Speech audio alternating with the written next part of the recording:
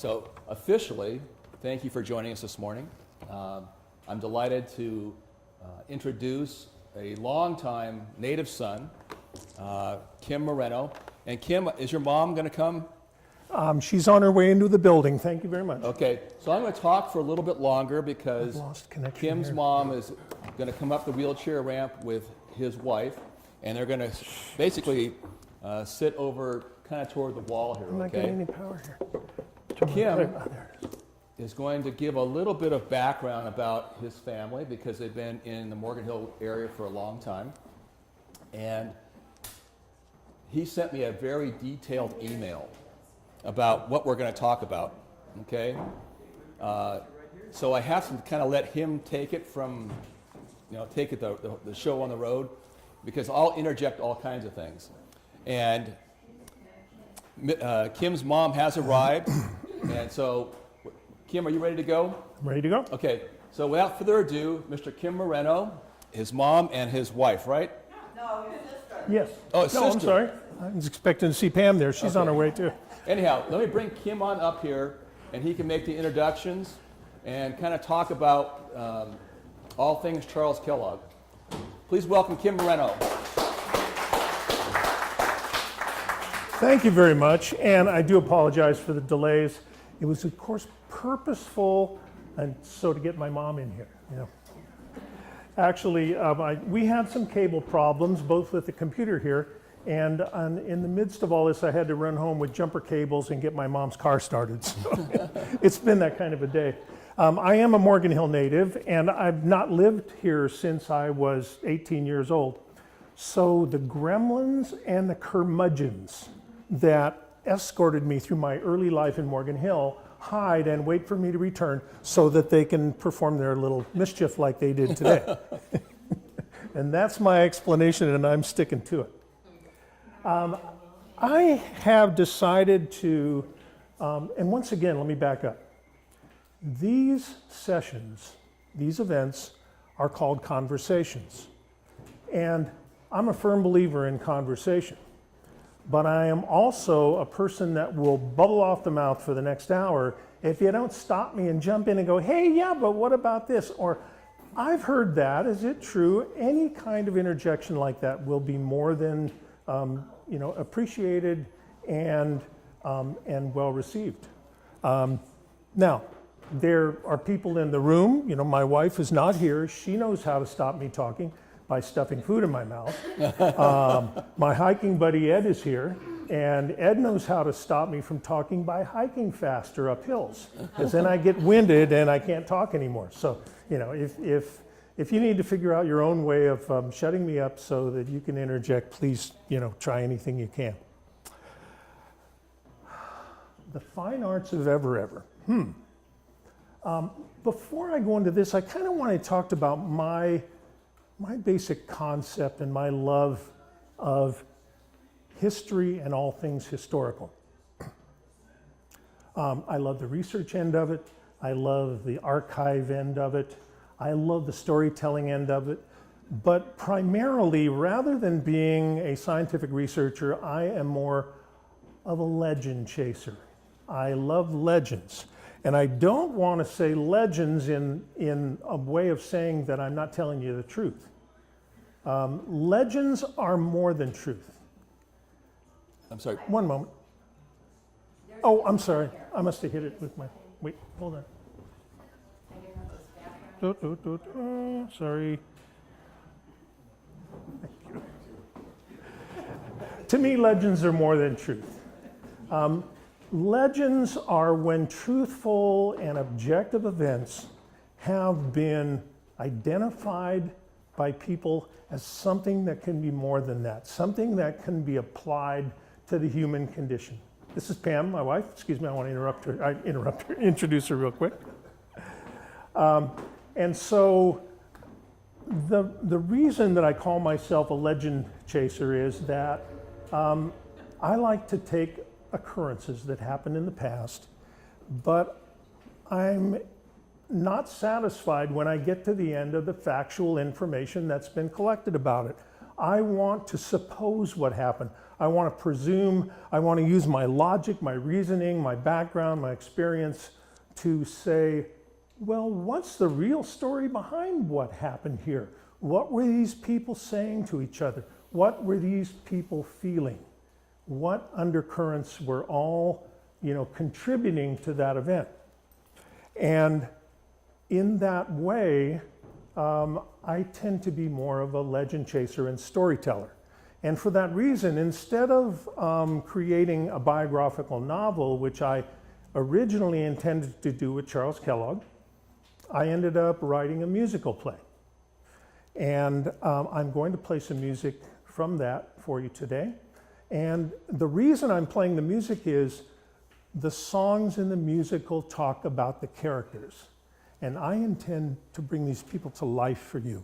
I want you to get a real feel for who Charles Kellogg really was, who Sarah Kellogg really was, and who my main character in my play, Gertrude Strong Achilles, really was. So I'm going to play her song here. I just wanted to mention a little bit about this slide. This is looking up at Ever, the place that Charles Kellogg located in the South Valley way back in the early teens and said, ergo, this is it. This is my home. And when he saw that place, he knew that that was where he wanted to create his little Ever hideaway. And in this photo, which I took a number of years ago, right after a cold front came through, it almost looks like a scene from what's the musical, you can almost see the little kids dancing around below that. And I'm sure that since Charles grew up in Plumas County, where according to him snow drifts were 80 feet deep, then he lived in Maine, he lived in New York State, he was very familiar with snow, and I think that he and Sadi and Gertrude would have been thrilled to see a day like this, where the California green hills are below and this stunning white mantle is up above. We do truly live in a magical place. I get tearful thinking about it. So I'm going to move up to track number, pardon my head here. I think this is it.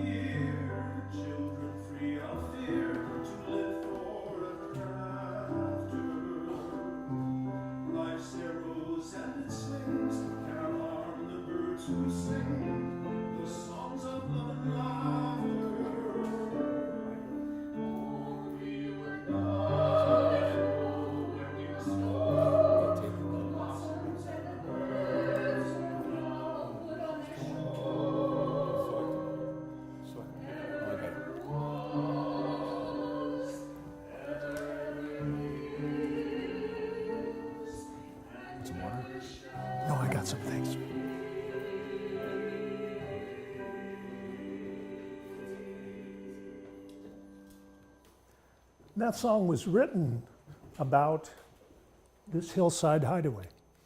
And this was a place where three lives came together. Lives that were, from time to time, very inspired and accomplishing great things. But all three of those people were lived amid personal destruction. They were all coming from divorces, which in the early teens were a very, very unusual thing. And they were searching for something. And this is where they found it. So, you know, I encourage you to maybe use a little magical thinking and think what that meant to them to find a place like this and to make it their home. I've got too many controls here, I can tell. Where were you standing when you took that picture? I don't remember. I mean, I must have been down in the valley, don't you think? It was Austria somewhere. Oh. Which street would be closest to T? I don't know. Well, for one thing, I cropped it, okay? So if you saw the entire photo that I originally took, there's more modern homes and things down below because this is a current picture. So, you know, that's probably why it looks like it's taken from an airplane. Okay. What time of year was it? I would think maybe February or January. Have you had one of those snows this year down that far? No. Okay. We're going to move on here. A tribute to Morgan Hill's natural artist, Charles Kellogg. Now, Charles was not, he wasn't really like a painter or anything like that, but he was an artist of nature. He was an observer of everything around him in the natural environment to the point where he could sing like a bird. And I'm just going to play a little bit of his bird calls for you right now, just to kind of show you what he could do.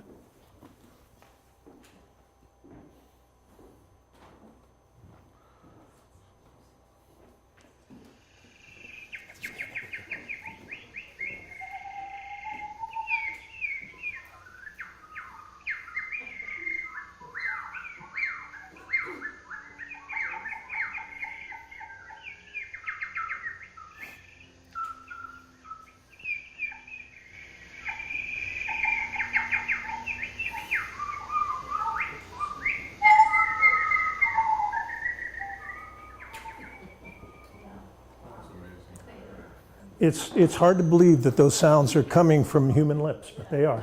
And people used to tell him after his shows, they used to go, "Boy, you whistle just like a bird." And it really angered him. I mean, he never got angry, but he would say, "I don't whistle, I call like a bird."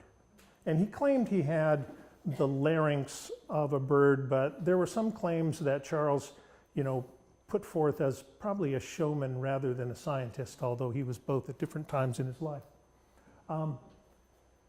Charles observed everything in nature. He could not only replicate the sound of birds, which was his main show in the vaudeville circuit, but he could replicate sounds of little furry four-legged creatures and all sorts of things. He was a fantastic photographer, and I'm sorry I don't have any photography of his in this presentation, but he photographed a whole variety of things. One of his loves was photographing mushrooms. And if any of you know me, you probably know that I am a mycophile, as you say. In fact, I'm regrettably missing my mushroom fair down in San Diego today that my society puts on it. I used to be a president of there. But he had photos of birds, a lot of the rare birds that have now become extinct since, the turn of the 20th century that he was photographing them. He photographed, animals in the Caribbean on places down there. And then he took trips to the South Seas and he took various photos of wild things and also native inhabitants of the South Sea Islands. So he was really kind of a Renaissance man in a whole variety of ways. And he was able to channel these abilities into a show and into a media that actually paid him at his height $3,000 a week. Now, in 1895, 1900, that was a lot of money. And so, he had more than enough money to come to South Valley and buy one of the largest parcels of land that had transferred at that time. His piece up on the hillside, which also included land that was down in the level part of the valley, was one of the largest integral pieces of property in the South Valley at that time. So he was a rather successful person. I'm going to play a quick little song of his. Many of you know that he eventually built, I don't have pictures of it today. Yeah, I do, but he built a motorhome out of a redwood log. And he did this because he had a desire to save the Northern California redwoods. And he is widely credited for being the single most person for having saved the northern old growth groves in California. So I'm going to play a song about his desire to, take his travel log out in the world and basically preach for the restoration and the saving of the redwoods. See if I can find it here. 10 maybe.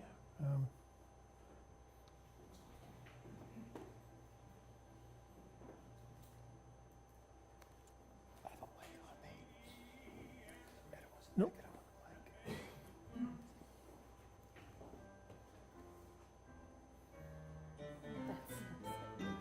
I'm gonna roll this log across our great wide land.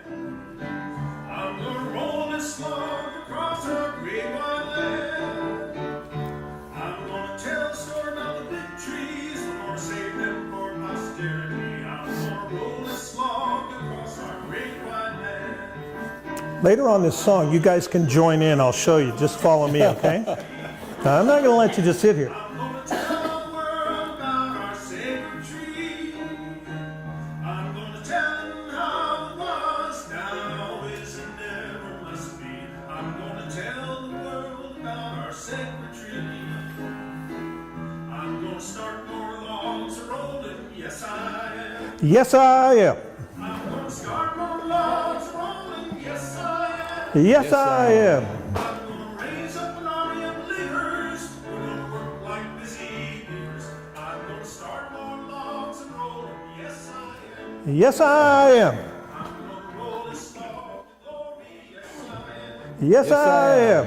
I'm gonna roll this log to glory. Yes, I am. Yes, I am. I'm gonna stand before this nation and praise our Lord's creation. I'm gonna roll this log to glory. Yes, I am. Yes, I am. All right. Thank you for your help. Reminds me of Pete Seeger and Woody Guthrie. All mixed up, huh? Charles never called himself a musician, but his bird calls, of course, are music to some people, and but he paired up, and I'll see if I can move on here now to that slide.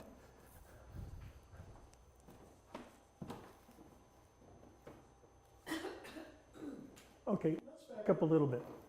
We talked about the fact that Charles had come to the South Valley and had searched extensively all the way through the Central Coast, but this was the place that he decided to build his mountainside home, right inside that little grove of ancient oak trees, and they are big.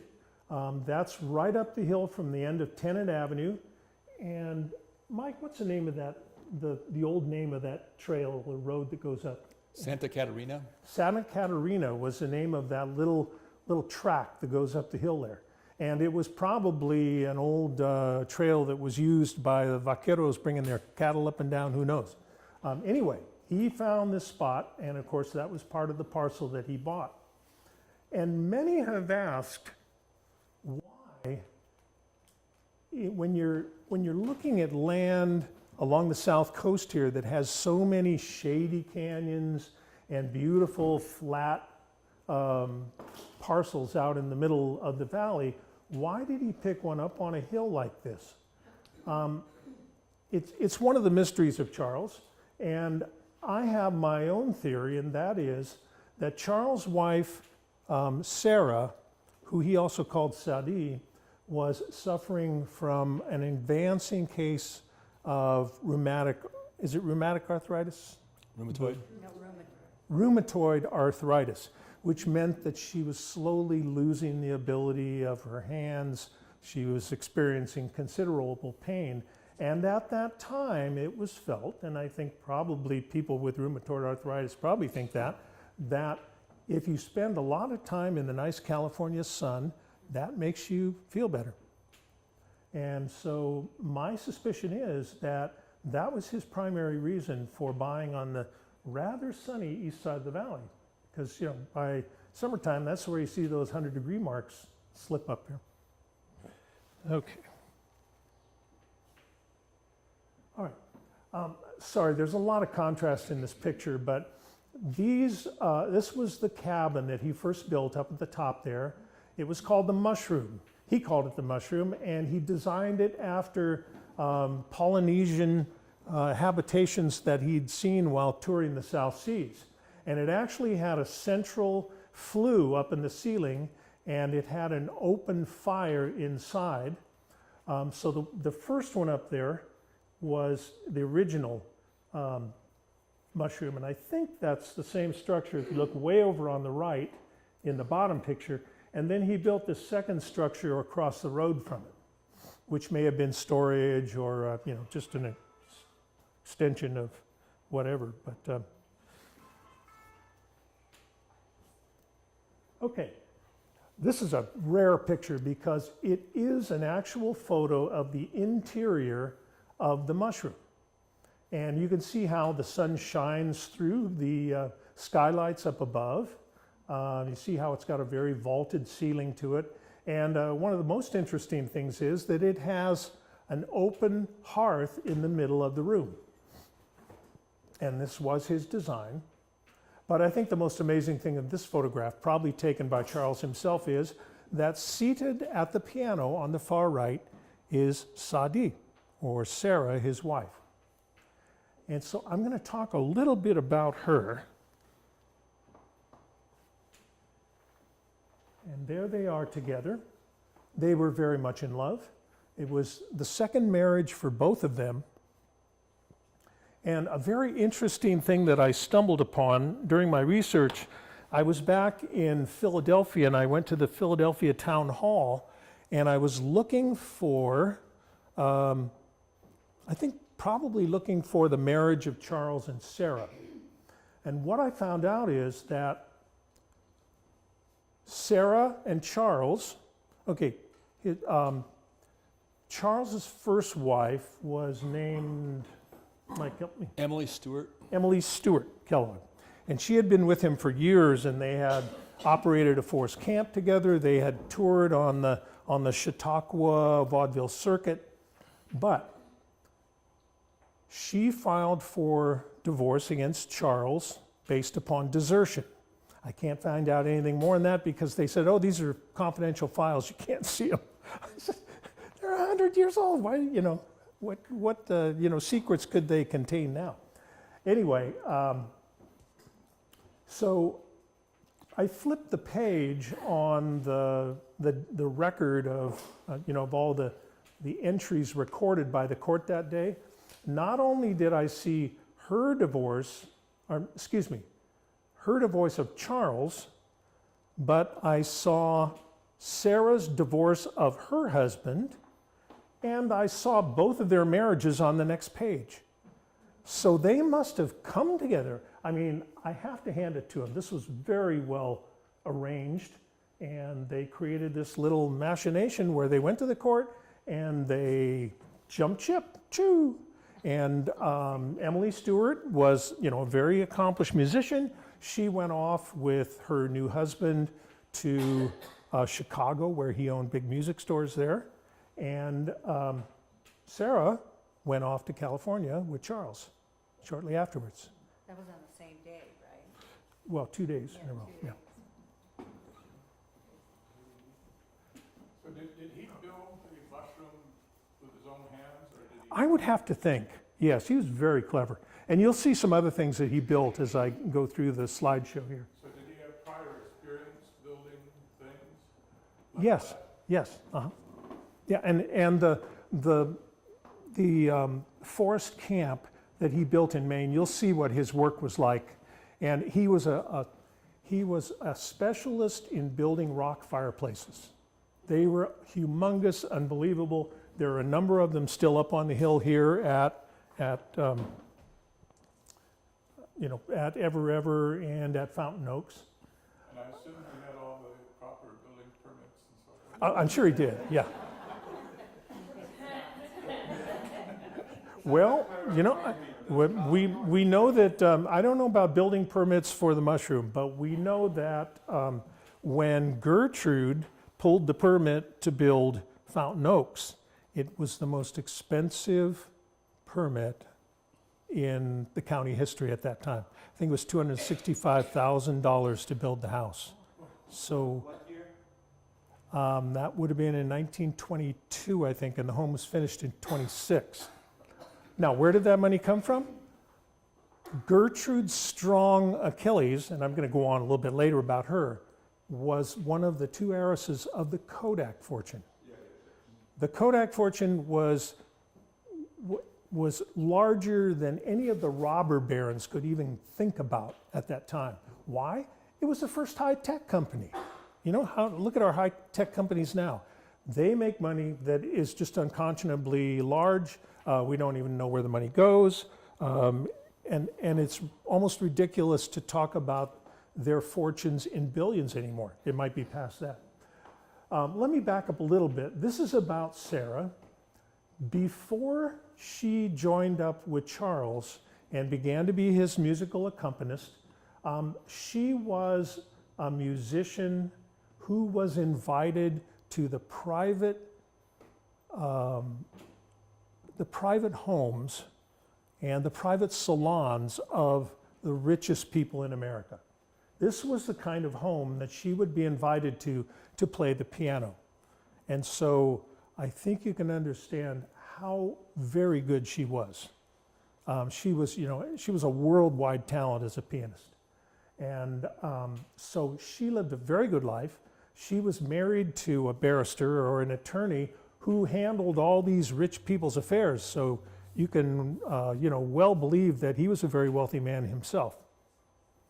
And, for her to walk away from this life and come and live in this little mountain cabin is kind of amazing, don't you think? That was a real turning of a page for her. I'm going to play a little song about Sarah. I may not play the whole thing.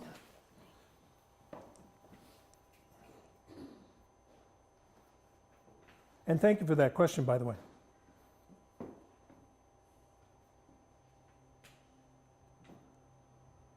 May I accompany you down the road of life, be your companion, be your devoted wife.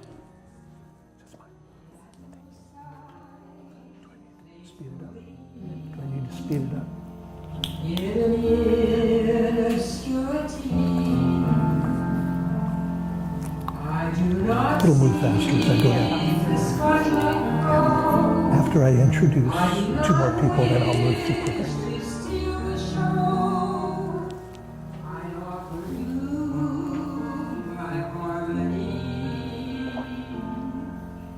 For you to be the shining star that you can be. My old friends have granted that you take me much for granted. They remind me of my honors and forget. But I pay them no attention. I don't mind not being mentioned. Dorothy Mark. When the critics write about your spreading fame,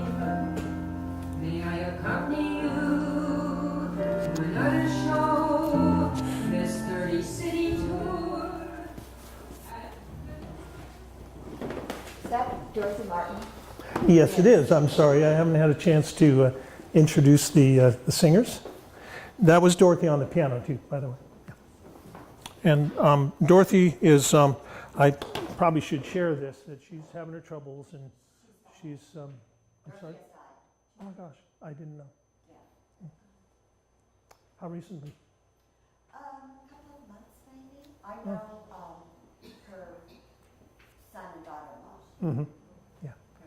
Yeah, I know a friend of hers in town, and I thought maybe that friend would have let me know, but you know, some people don't like to pass on that kind of thing. I'm very sorry to hear that. She was a true inspiration in my life.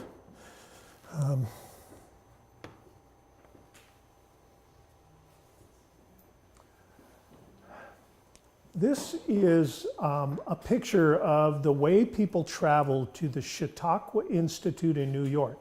Now, I talked a little bit earlier about the basic venues of entertainment that existed back in those days, right around the turn of the 20th century. We'll start from the bottom up. There was burlesque. Burlesque was kind of bawdy and comical, and it was basically for men. You know, you didn't bring your wife, you didn't bring your children to burlesque, and you know, it sometimes got rowdy, and they sometimes ended up in, you know, fistfights at the end. Moving up the ladder, vaudeville was really the mainstream of entertainment. This was before the radio, remember, so you know, if you wanted to see entertainment and you wanted to see the finest entertainers, you had to go somewhere and sit and pay and see them. And at the top rung of the, you know, range of media were the Chautauquas. And the Chautauquas were named after Chautauqua Institute on Chautauqua Lake in New York. This is it.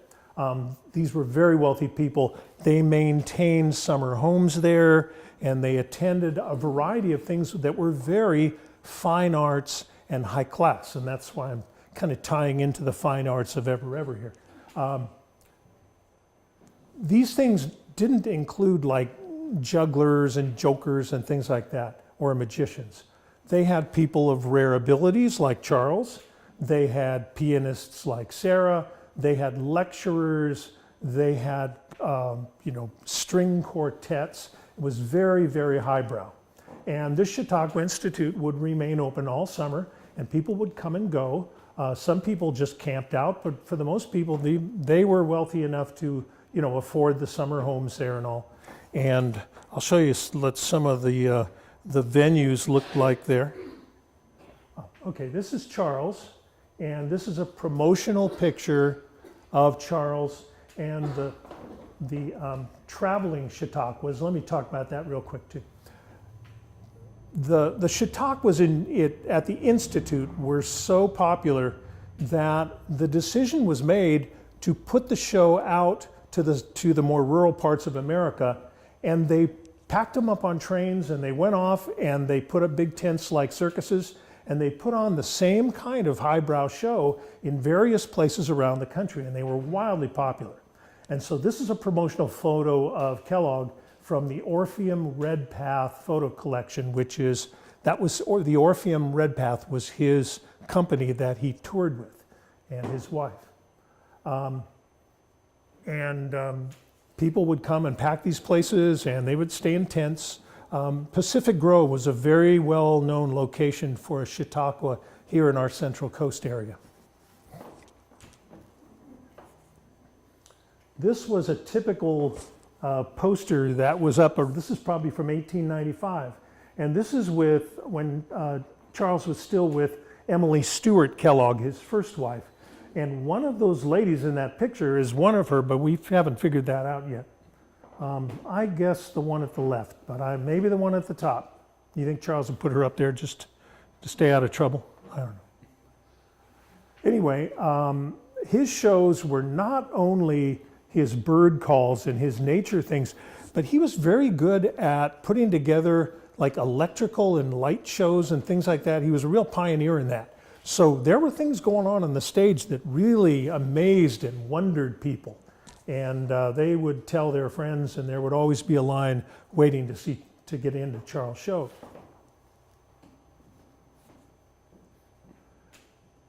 This was this is a kind of a explanation about the Chautauquas. And here's an old poster on the left.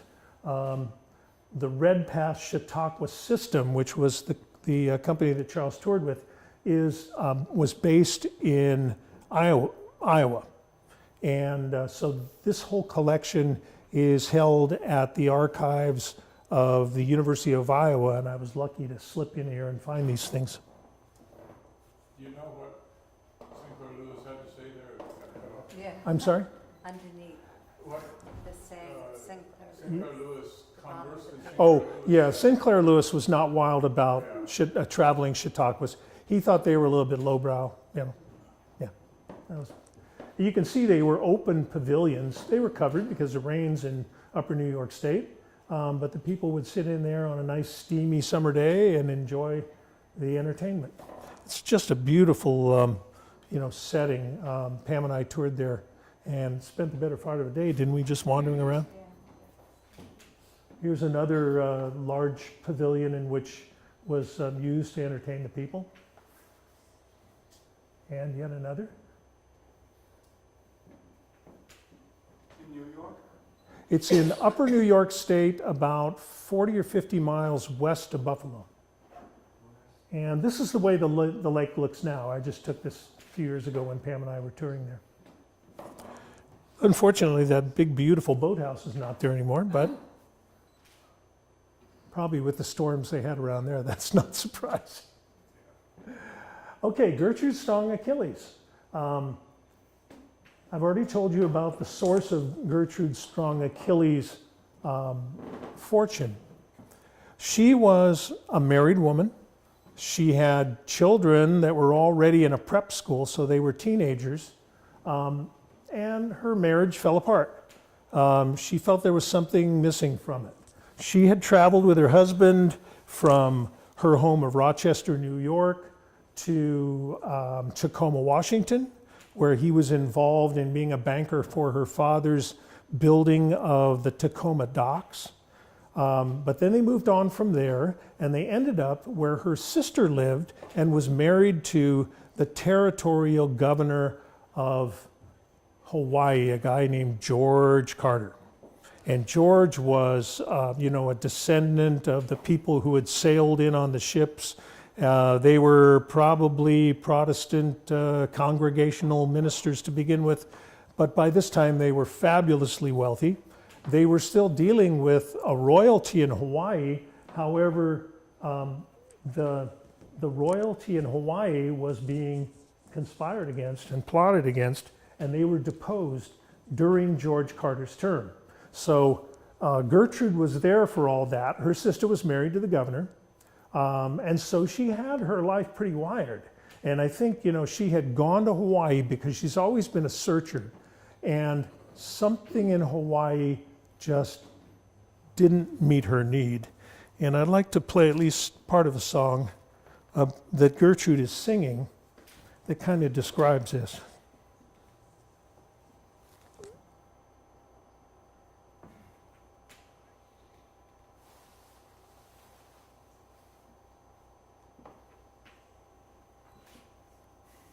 Try this one here.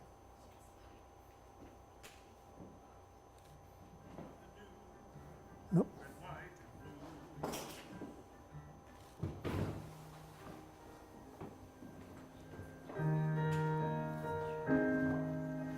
I've always dreamed of distant shores, their veil of mystery. I heard the call to venture forth, their wonders I would see.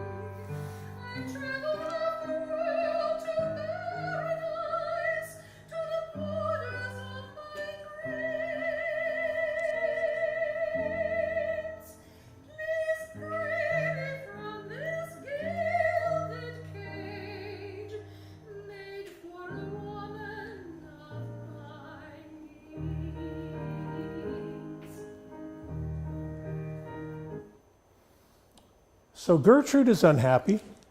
Her life is falling apart in Hawaii. And she leaves her husband and she wanders off to the South Seas, and she's in Fiji. And who does she run into but Charles Kellogg on a voyage of exploration down there. And of course, it's hard to, we have no records of how they came together. I would have to think that there probably was a clash when they first met. But by the end of that trip, or by the end of their time together in the South Sea Island, there was something brewing there. And let me kind of play a little addendum to this song that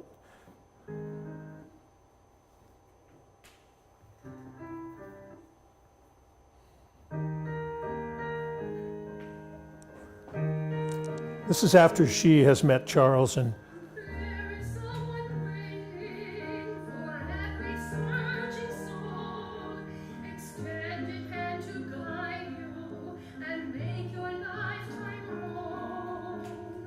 Good things come by patience, reward to those who seek.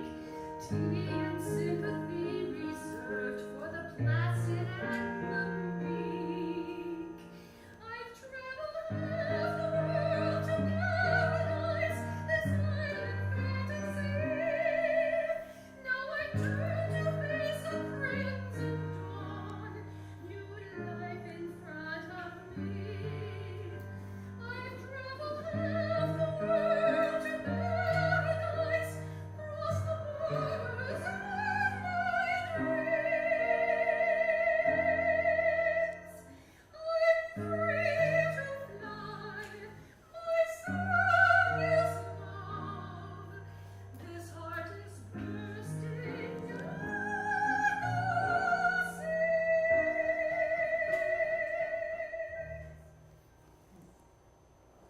so the plot thickens. However, Charles already has a wife, doesn't he? And she's back here in California. Well, there's a lot that we will never know for sure about what went on behind the scenes.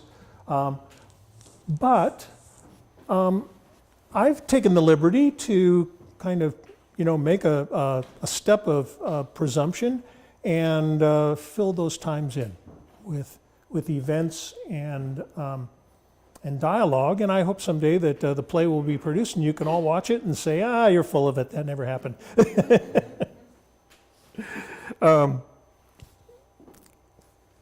Gertrude. Now, what is this building doing in a talk about Gertrude? Well, when Gertrude came here and joined Charles and Sadie, Charles and Sadie were already very, very involved in the Christian Science Church on the national level. Their best friend was Mary Baker Eddy's chief secretary or right-hand man, so to speak. And his name was Mackenzie, and he continued to be a primary person within the Christian Science Church. Now, the Christian Science Church is not heard about quite so much anymore, but it's got this huge endowment because back there in the 20s, when these people with pre-tax fortunes were all attending that church, not all of them, but there was an unusual and inordinate amount of people who found great comfort and great interest in the Christian Science Church. In Morgan Hill, there was a small, I won't even call it a congregation, it was like kind of a group of people, and it was led by Leonard Coates. And everybody knows who Leonard Coates is. Yeah. He was a person that had a world-renowned nursery here in Morgan Hill. House is right across the street. Sure was, yeah. Toro. And so Leonard Coates was the president of the local church, and it was just a little group that was meeting down at the Friendly Inn, which was the city. But shortly after Gertrude arrived in the early 20s, suddenly this church became theirs. It had been built by a little Christian church that couldn't even finish the building It didn't draw enough people. And so the building was sitting half constructed. And I don't know if anybody recalls, but this church was not on its present location. It was back a block. In fact, when I was a kid at elementary school at Morgan Hill Elementary, the back of the church was right against our playground.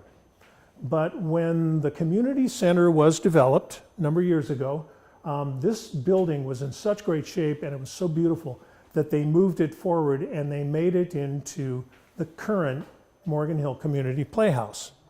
Well, quite interestingly, it was probably Gertrude's money that financed the purchase of this building. And she was the first reader of this church for 20 years here. Now, the first reader is like the pastor. That's a very, very serious position with a church. She would drive around in her Lincoln Zephyr, driven by her black chauffeur, and get out and do pastoral visits to her. In fact, I had a conversation with an elderly lady here, an old neighbor, who passed away just a year or two ago. And she said one day she was like in her house and the house was like totally messed up and she was trying to put a diaper on one kid and the other kid was pulling their diaper off, and she looked out the front door and there was Gertrude pulling up in her Lincoln Zephyr, and she just went, no. Anyway, Gertrude came to the South Valley.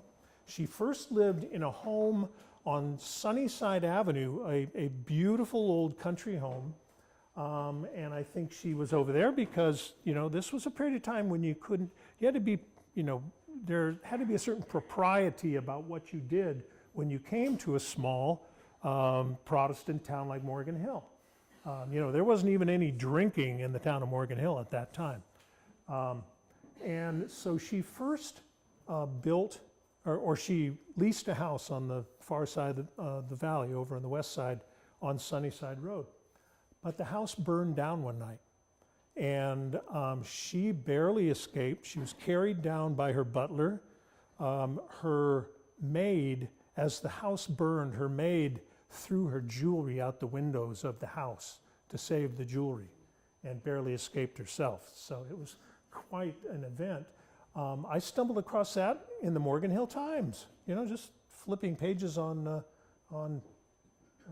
the old microfiche.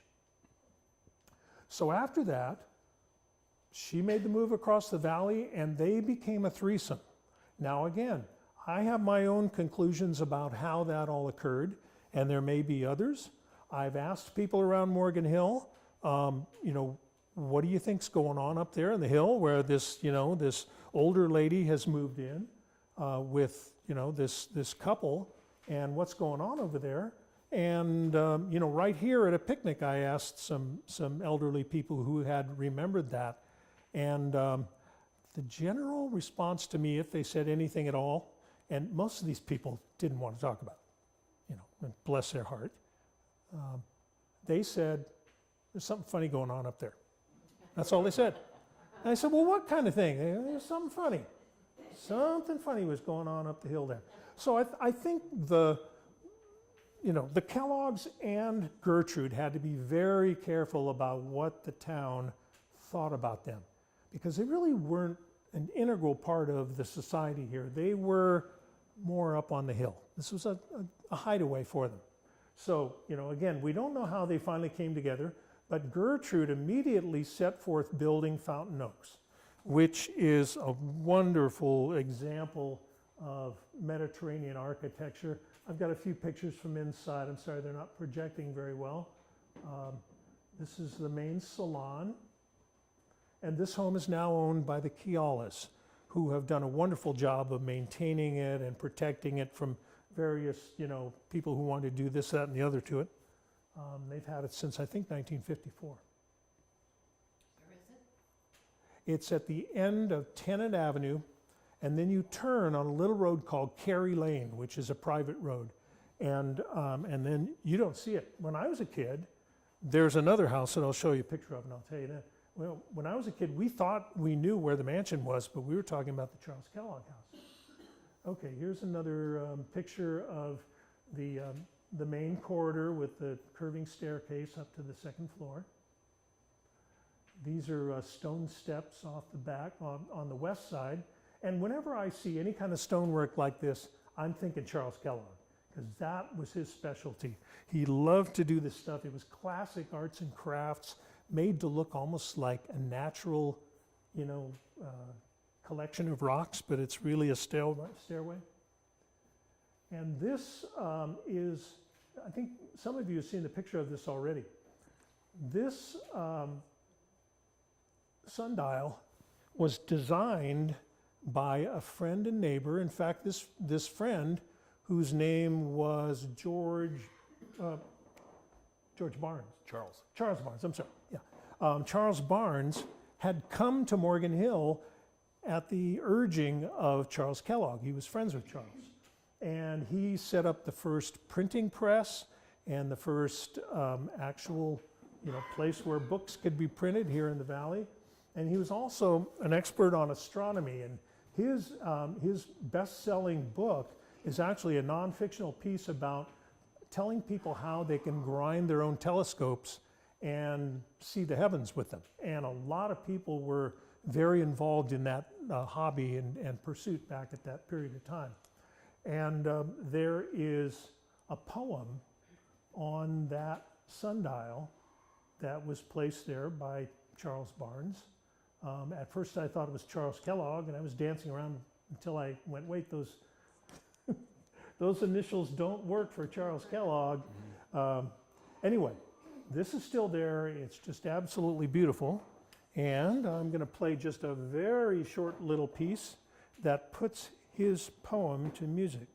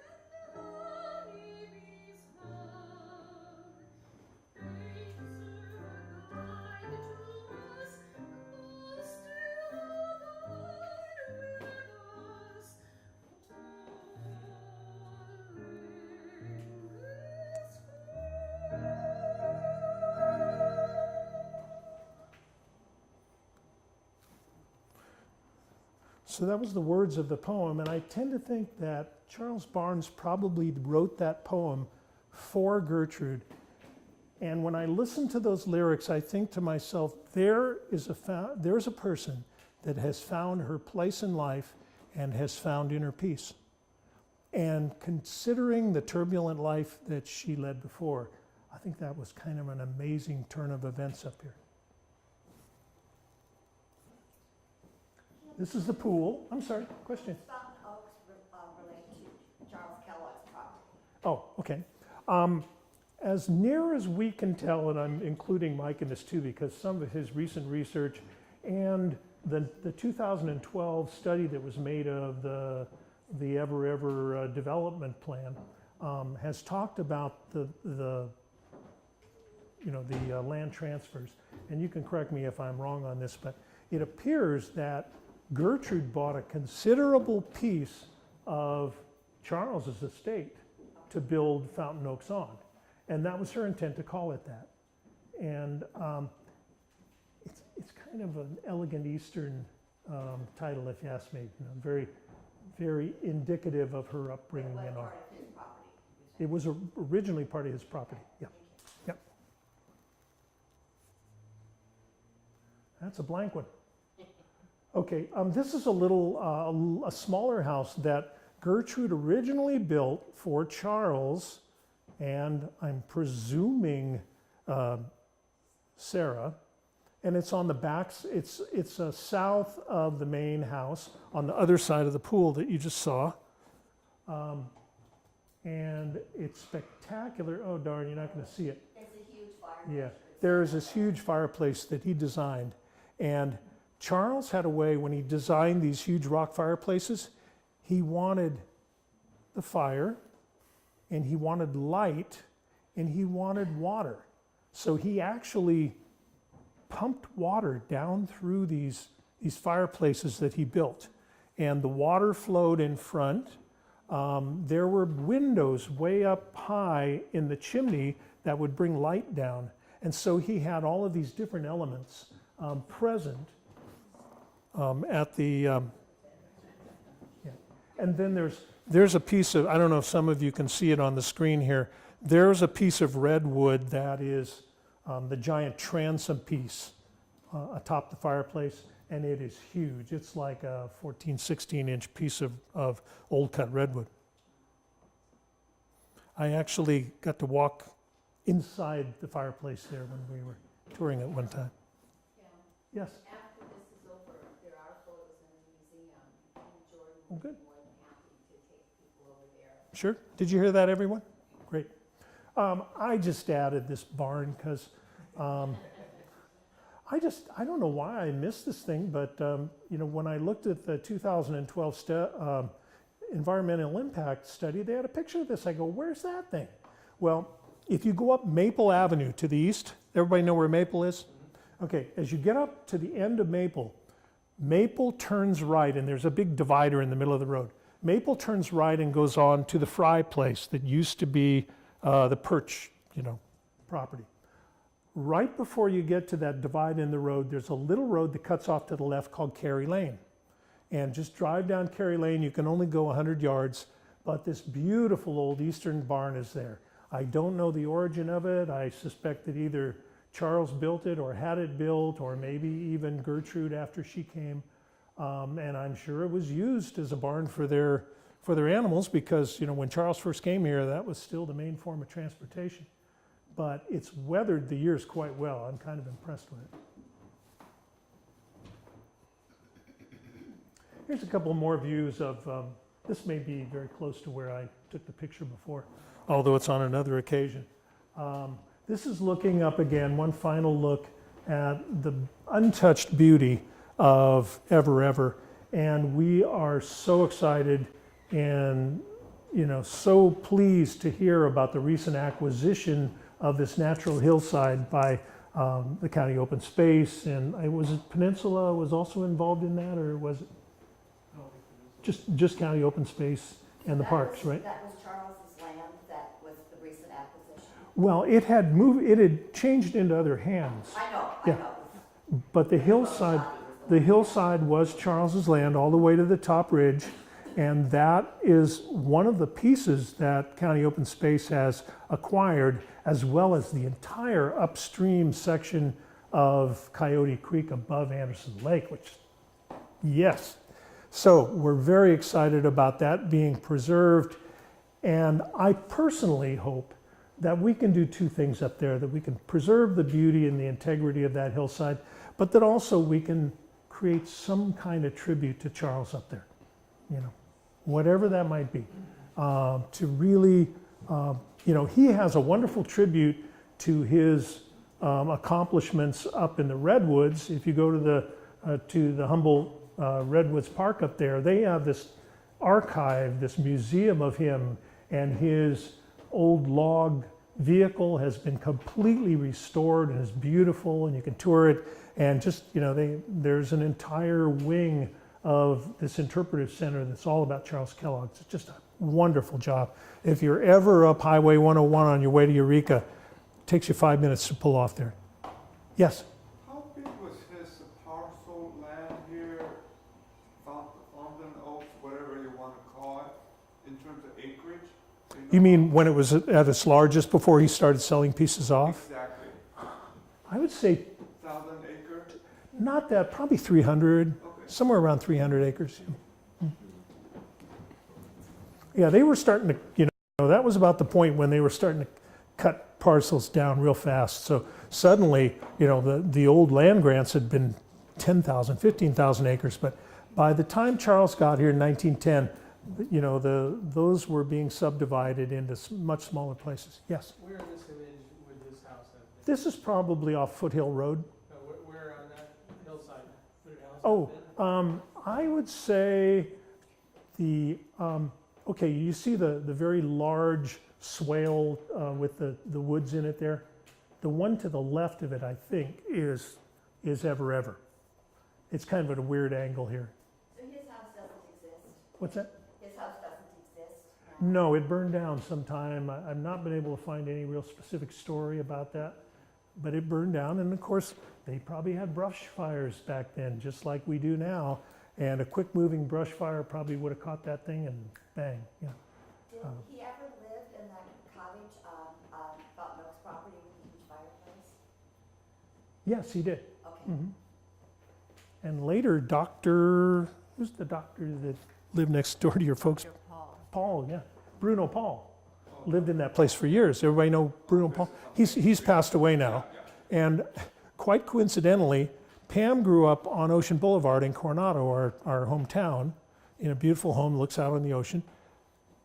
Dr. Paul came down and bought the house right next door to him. So for years, they were living, nearly next door to each other.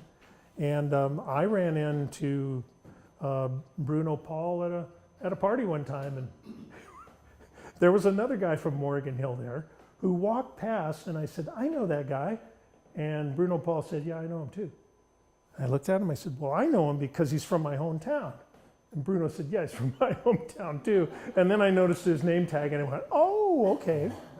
So, is this property eventually, does it abut the northern end of HAHrev? I may want to refer that question to Rick because I think the intent is, not this property, but isn't the intent for this acquisition to join into the segments that are? Oh, okay.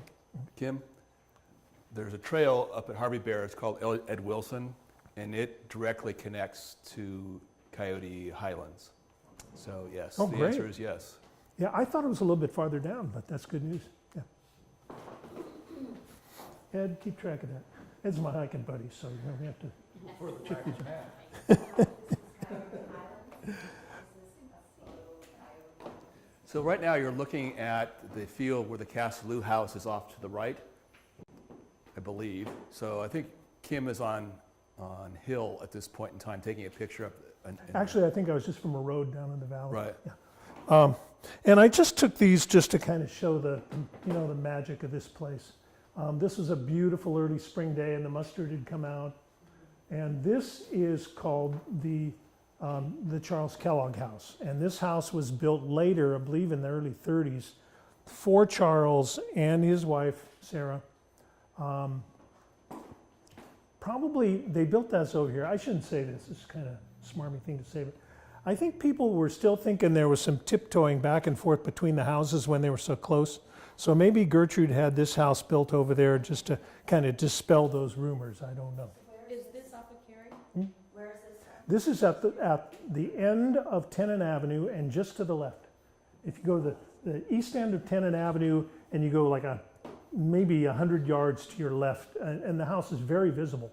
This is the house. When I was a kid, we thought this was the mansion. But it is a very beautiful home. When I was in grade school, it was abandoned and kids would sneak inside it and stuff. Not me. I was a police chief's son. I didn't do stuff like that. Is this part of Fountain Oaks then? What's that? Is this part of Fountain Oaks or is it off that? It was part of Fountain Oaks, and it was part of the HAHrev property too. Yeah, I'm sorry. and it's still there. Where's Fountain Oaks in compared to this? To the right, about a quarter mile in the other direction down this little lane called Cary Lane. But it's private. It's the Kealis home, and so you can only get about 100 yards up there before you kind of come to a gatehouse that doesn't allow you to go any further. Okay, that's just one parting view of the valley, and I can imagine on many a day that Sarah brought her aching bones out on the terrace, and they sipped their non-alcoholic drinks out there, and Charles was very much a teetotaler, and they enjoyed this beautiful view of the Santa Cruz Mountains and our own El Toro. Okay, I'm going to move faster now, and I'm sorry I've kind of dredged through some of this playing the songs and all, but I mentioned to you before that Kellogg and his first wife, Emily, went to a very remote part of Maine, up in the White Mountains, and they built this nature camp. And they had this open every summer for probably 5 or 6 years, and it was a Christian Science nature camp. And so people from the city would come up for the summer, and they would enjoy this rustic living up there. And it was probably a huge amount of work for them. But I'm sure Charles had help, but I think he designed these places because there's a real purposeful rustic look put into everything. Just a little background. Pam and I, on one of our research trips, took a drive, and we stayed the night in Bethel, Maine, which is about 10 or 15 miles from here. And the next day we drove up, and I'll have some pictures of our finds there as well. Okay, this is, I think that's probably the main lodge right there. And that was what burned in, I think, 1910, and that was kind of the end of the camp. It was never open again after that. Look at the walkways up above the rocks and all. Now, I don't know if that was to keep people out of the mud in the spring, or, keep them from stumbling over the boulders at night, but it was really kind of an interesting little causeway that they built along there between the cabins. This was the interior of the cabins, and Charles built his own furniture, so I would think that that is probably an example of Charles's creations. And look at the little dresser on the left that's made out of those small pieces of wood too.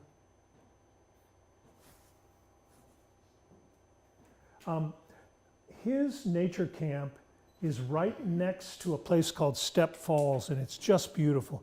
This is a very old photo from the circular that he used to send out to people to interest them in coming to the camp. I've got a better picture of it in a while. But what Pam and I did was we parked right at the base of Step Falls. We had already seen a road there called Kellogg Road, so we knew we were close. And so Pam and I worked our way up this creek, and then when we got far enough to think that we could cut over, we blazed through the woods, and golly gosh darn, there it was. The remnants of his camp there. And there's a few people that are still using some cabins for hunting purposes or something. This is from pictures we took. This is the terrain around it now. A lot more trees now. And that sign said Kellogg Road. Here's one right here. I think this one's being lived in. Another one. We didn't see anybody up there. I think they're just seasonal hunting cabins.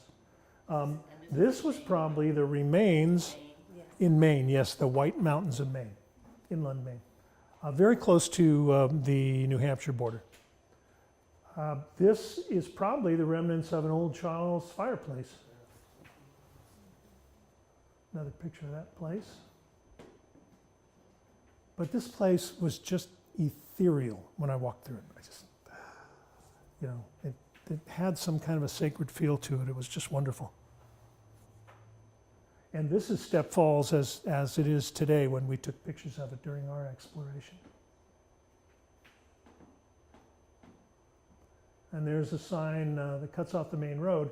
You can't drive up this road because there's a pasture there and a locked gate. And there were some people who have a home right at the base of the hill that were the friends of the Kellogg's generations back.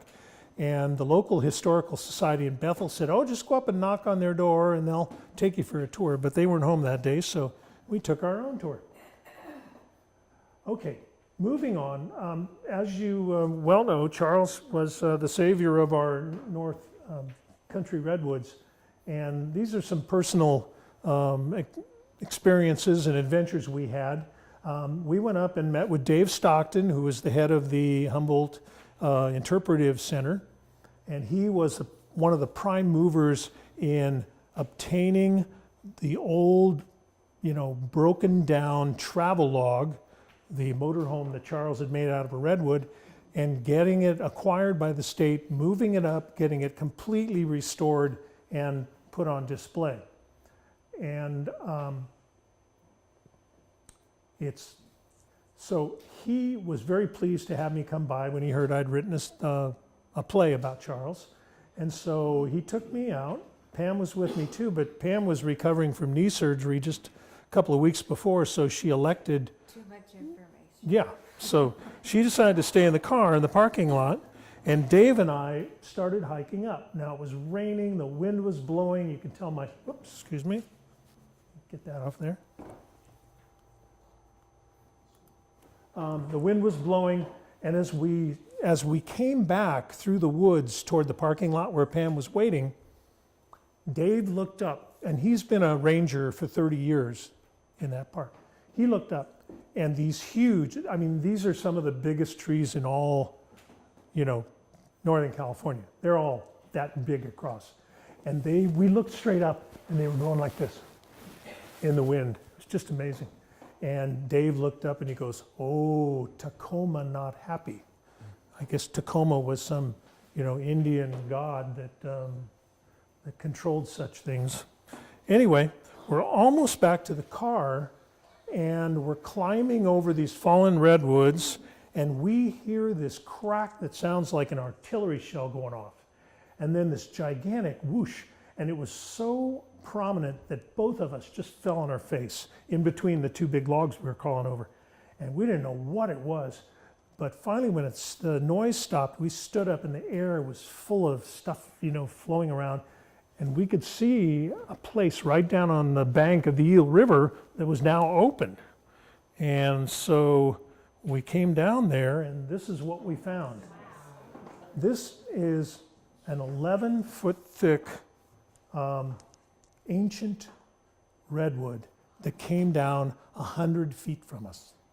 I will never forget the sound of it. I'm not kidding. And part of the sound that was so loud and sounded like an artillery shell is that when the tree fell into the dry riverbed, this is the Eel Riverbed right here, and the tree landed on a gravelly bank there, it split long ways. And so the sound that we heard was 1 million pounds of lumber splitting open at one moment like this. Now, Pam was sitting in the car listening to this. I think she was ready to just, okay, see you guys. No, anyway. It was very frightening, Yeah. because I didn't know if they were under that tree. Well, I could make the story better. I am a legend teller, aren't I? Okay. Here was another adventure. Now, this is at Fountain Oaks, and the Leadership Morgan Hill held an event in Morgan Hill at Fountain Oaks, and the Kealas were very, gracious hosts and hostesses of having us there. But they had a beautiful luncheon all the way around that huge pool. And I talked them into doing a performance of my songs for them there. So that's the last time you'll ever see me in Charles Kellogg attire. And that's our pianist, Dorothy, that we've just talked about that's passed away. Our mayor, Steve, on the other side, you can tell he's enwrapped with my music. I think he's reading some kind of an action novel there or something. No, he was looking ahead to make sure that he knew what was coming up next. These people, there are two elderly ladies here, and one of them's name is Chapman, and the other's name is Hanson. I don't know if they're still alive right now because this picture was taken, I think, in the 90s. They both passed away. But as far as we can piece together, Mike and I talking about this, after Charles's wife, Sarah, had passed away in the early 40s, Charles, he was getting very old, and he was taken care of by these two women. And when he finally passed away, suddenly there was founded a private trust called the Chapman Hansen Trust. And that trust, as I understand it, since that trust was established in the late 1940s, has been paying $500,000 to the Save the Redwood Leagues every year since that time. We are talking some stunning amounts of money there. I mean, you can imagine what $500,000 was back in the late 40s, 50s, That's like 25 million now. So these women, because of their love of Charles, carried on his desires and his goals and his objectives through this private trust, and have done it so quietly that nobody even knew. And they're still, handing out grants. Blessed be these two ladies. They're wonderful. This is going back to the Christian Science Congregation. I don't know if you can read that. It's a little bit fuzzy. But some of the names on it are Sarah Fuller Kellogg, Leonard Coates, the Johnsons. I think my high school friend Jeannie Alkire, that's her mom's, and the Johnson Funeral Home, that's probably the Johnsons, and the Coates. Yeah. Okay, not much to look at there. Okay, this is my last slide, and this is Charles with his beautiful motorhome. This was back in 1919 or so, and what I wanted to do in closing was to say that what has happened with the acquisition of the hillside by county open space, and it has brought these people back to life, and I have every desire to bring their lifestyle and their contributions to our town to the front, and for people to understand that and to celebrate this guy. And I am all for, putting together a festival, when all of this land transfer finally occurs, and we can make it a festive time with music and dance and theater and all of the things that Charles and their fine arts friends would have liked to have brought to Morgan Hill. And I'm going to close out right there. Is there anybody that would like to ask any questions? Those posters that you showed earlier, a lot of them at the same time. Where did you find those? The early posters of the Chautauqua, I found them through the catalog of the National Gallery online, and I was directed to a site that's at the University of Iowa. And I think I told you, Council Bluffs, Iowa, for some reason was the center place for a lot of the touring Chautauquas, maybe because it was right in the middle of the United States. And they had, at that time, they have livestock and all sorts of things. The University of Iowa has the best collection of all these things. And I'm telling you, that poster was interesting, with regard to Charles Kellogg. But there are some posters that are drop dead, early turn of the century artwork, beautiful. I mean, some of the most beautiful poster art I've ever seen. So I plan on going back in there someday to see what I can download from them and all. And you're welcome to do that too. Go to the National Gallery, not the National Gallery, the Library of Congress, and just start putting in search terms for Charles Kellogg and the traveling Chautauqua, and you'll probably find those sites too. Your music was really great. Is it on YouTube or anything like that? Is what? Your music. Oh, thank you so much. Well, no, it's just recorded right now and waiting for production. I've just contacted a producer director here in the county. Don't want to be too specific at this point. I've dropped off the book of the play to her and these songs, and hoping that she has an interest. But there's a number of potential directors here in the county that may have an interest. And I've also received an offer for some sponsorship too, which might also be a motivator for one of the theaters in the area. Some of these things, I'd love to see maybe one of the high schools or a combined production with all three of the wonderful high school drama programs that we have. There are not a lot of child parts in them, but I think that, we have a wonderful high school level academy in our town of Coronado, and they take on anything. They don't care if it's, a child's play or an adult play. And did someone else have a question? though?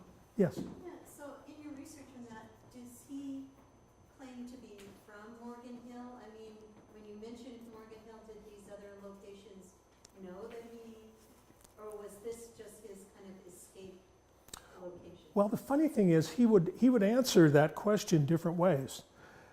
Someone would ask him, "Where is your home?" And he would say, "Oh, it's in a beautiful valley south of, east of the Santa Cruz Mountains, in a place I call Kellogg Springs." Okay, he named it for himself, and he also called it something Highlands, didn't he? I think it's just ever. Yeah, Ever. He called, Ever was more kind of the, esoteric name for it. But he called it Kellogg Springs too. Yes? Just a background, I went to work for Rangers, George Bredin, Yeah. Jack Skeels, Uh-huh. in 1953 at a brand new headquarters station here in Morgan Hill. Oh, amazing. Got acquainted with a little bit of the Morgan Hill history just in passing through. Lived in the Santa Cruz Mountains for many years. Uh-huh. Worked in the Santa Cruz Mountains, and so Up in the Redwoods? Yes, Uh-huh. absolutely. And then also worked for Lockheed at their test site just south of Big Basin Uh-huh. for about 33 Oh, I years. see. Wow. So I am acquainted with the land areas. I'm acquainted with a lot of the names. Mhm. Are the names of some people I work with, Coates and a few others. And so I'm familiar with some of the history, and I really enjoy it. You were talking about the quality of Kellogg's presentations. Well, you've carried on that quality. Thank you very much. Thank I'm you. honored to be included in the same breath of him. There's one other thing I didn't mention though, and I have some materials up here. You can take a look afterwards. Charles was part of a pageant that was performed in the teens, and it was performed up at Big Basin Park, and it was called, I believe it's called a forest. There's the Soul of Sequoia. So this is not the first play or music that people have done. This was a very, I don't know if you're familiar with pageants or not. A lot of California towns had them at one time, and they were typically, with elegant dance and song, very, very high class. Nothing, like the one at Ramona, the Ramona Festival and things like that. There's also the little script up here, and you can take a look at this, and it's the actual, script that was performed. And that's an original copy of it. So I thank you all for coming today, and welcome. If you're not, I encourage you to become a member of the Morgan Hill Historical Society. And also, there's going to be continuing conversations through this spring, so keep your eye out for that. And again, my apologies for the delay starting out.